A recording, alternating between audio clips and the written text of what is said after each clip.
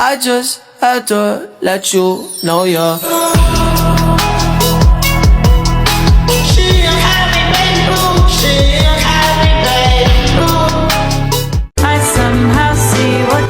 Mekanisme migrasi leukosit yaitu proses tubuh mengarahkan sel imun dari aliran darah menuju area infeksi untuk menelan bakteri.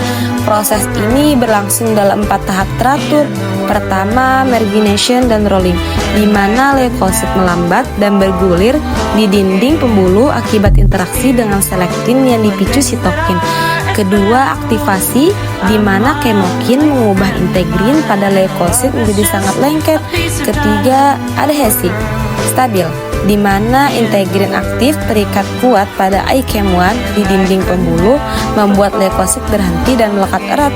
Dan terakhir, diapedesis, di mana leukosit menyusup keluar melalui celah sel endotel dibantu PKM1 untuk masuk ke jaringan dan melakukan fagositosis.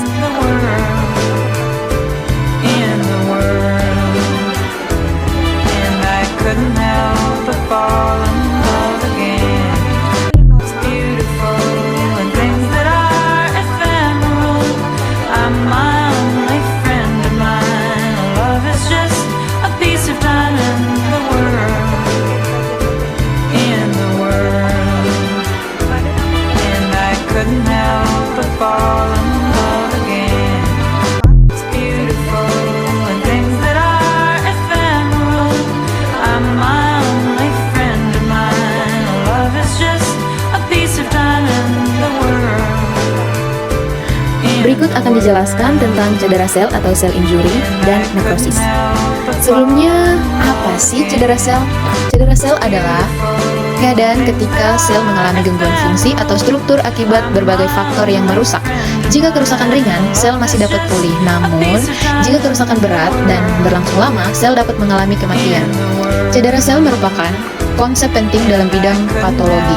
Penyebabnya ada beberapa faktor yang dapat menyebabkan cedera sel, antara lain kekurangan oksigen atau hipoksia, infeksi mikroorganisme, racun atau bahan kimia, radiasi, gangguan sistem imun, trauma fisik. Faktor-faktor tersebut dapat merusak struktur dan fungsi sel.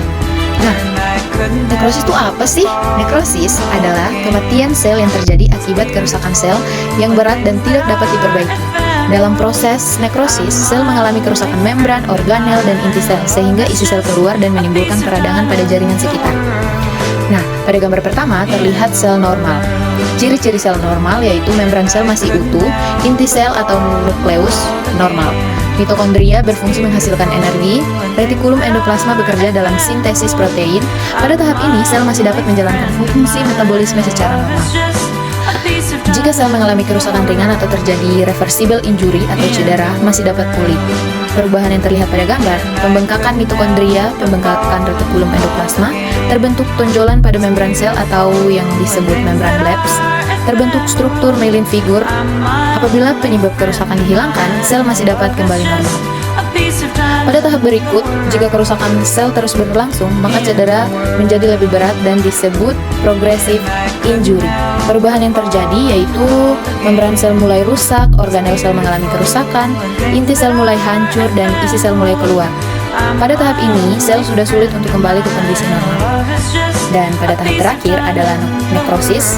Ciri-ciri yang terlihat pada gambar, membran sel pecah, organel dan inti sel hancur, isi sel bocor keluar, dan terjadi reaksi inflamasi pada jaringan sekitar.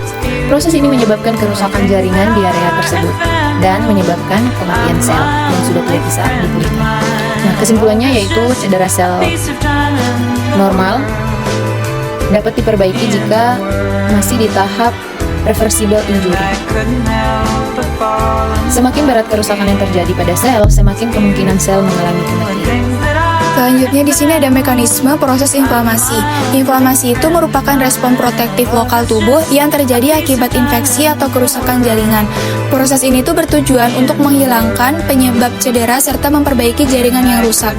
Proses inflamasi ini dimulai ketika mikroba masuk ke dalam jaringan atau terjadi kerusakan jaringan yang kemudian dikenali oleh sel residen seperti makrofag, sel dendritik, dan sel massa. Sel tersebut kemudian melepaskan mediator inflamasi yang memicu terjadinya respon vaskular dan seluler.